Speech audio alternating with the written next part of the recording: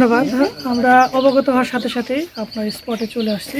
যে বিষয়টা আমরা দেখলাম যে সরকারি নদী থেকে অবৈধভাবে বিনা অনুমতি ব্যতীত ব্রিজের কানেক্টিং রুট তৈরি করার জন্য বালু তুলতেছি।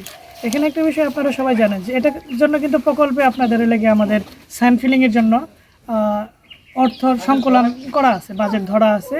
ঠিকাদার কোথা থেকে ম্যানেজ করবে লোকালি, সে বালু মহল থেকে বালু কিনে আনতে পারে, কিন্তু একেবারে ব্রিজের 20 ফিট দূরে থেকে সে ড্রেজার দিয়ে কিন্তু কখনো বালু তুলতে পারবে না। ইভেন যে আমাদের বালু মহল থেকে কিন্তু ড্রেজার দিয়ে বালু তোলার কোনো ইখতিয়ার নেই। এটা লেগে আমাদের ভূমি অপরাধ প্রতিরোধ প্রতিকার আইনে এটা হচ্ছে গিয়া অপরাধ।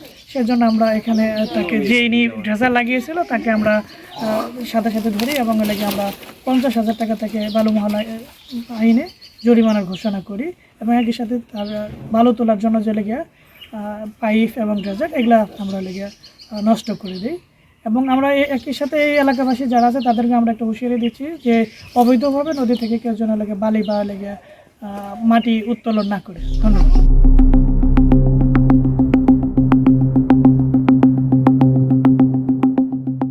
দিনাজপুর টিভি মানুষের জীবনের কথা বলে।